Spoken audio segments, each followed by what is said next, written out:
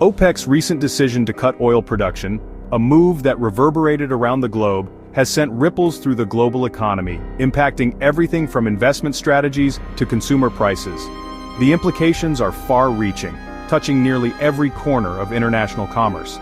And Canada is feeling the effects, experiencing a unique set of challenges and opportunities in the wake of this decision.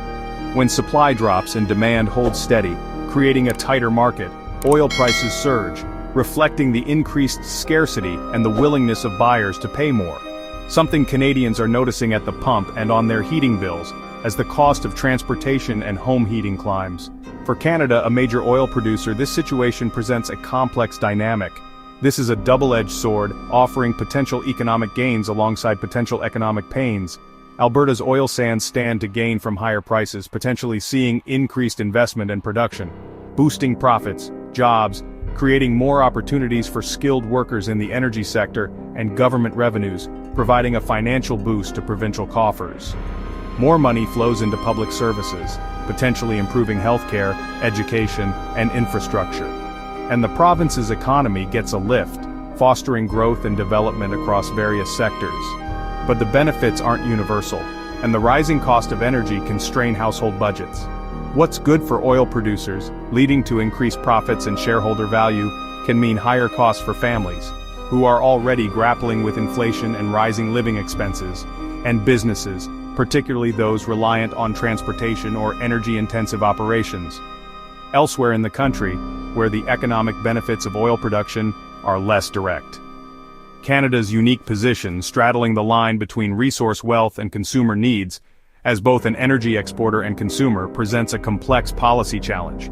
Means we must navigate both opportunity and challenge, carefully balancing economic growth with affordability for all Canadians. The full impact of OPEC's move is still unfolding, and economists are closely monitoring the situation, and its effects will ripple across the nation in the months ahead, shaping economic trends and influencing policy decisions. The story of oil is never simple, filled with complexities and interdependencies. And neither are its consequences, demanding careful consideration and strategic planning to ensure a sustainable and equitable future. Alberta thrives when oil prices soar, experiencing a surge in economic activity and renewed optimism. This is a time when companies ramp up production, eager to capitalize on the favorable market conditions, and invest heavily in new projects, expanding their operations and infrastructure. This surge in activity creates jobs, providing employment opportunities for many, and it fills government coffers, boosting the province's financial resources. This allows for increased funding for essential services like hospitals, schools, ensuring quality education for future generations, and vital infrastructure projects that support economic growth and improve the quality of life for all Albertans. Economic optimism spreads throughout the province, fostering a sense of prosperity and confidence. But challenges remain, requiring careful consideration and strategic planning. Limited pipeline capacity means Canadian oil often sells at a discount compared to global benchmarks, muting the benefits of high global prices and impacting potential revenue gains. The boom brings risks, strained local infrastructure, struggling to keep pace with rapid growth, rising living costs, making it more difficult for residents to afford housing and basic necessities, and environmental concerns, demanding responsible resource management and sustainable practices.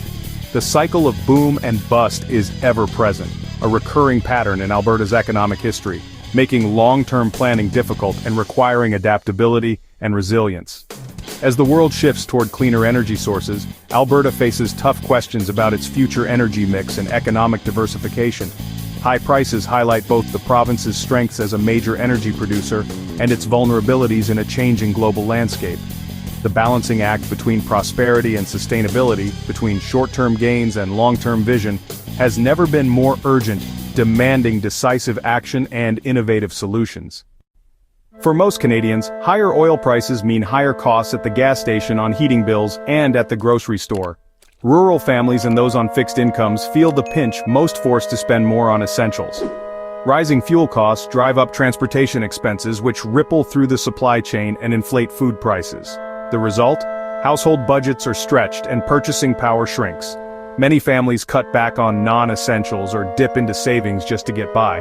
The pain of higher oil prices is felt in homes across the country. Canadian businesses are facing a complex web of challenges. They are squeezed by rising energy costs, especially in manufacturing where energy is a critical input. The agricultural sector is also feeling the pinch, as is the transportation industry, which relies heavily on fuel.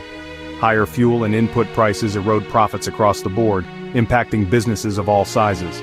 This forces tough choices for business leaders, whether it's cutting back on planned investment, raising prices for consumers, or simply absorbing losses and hoping for better times ahead.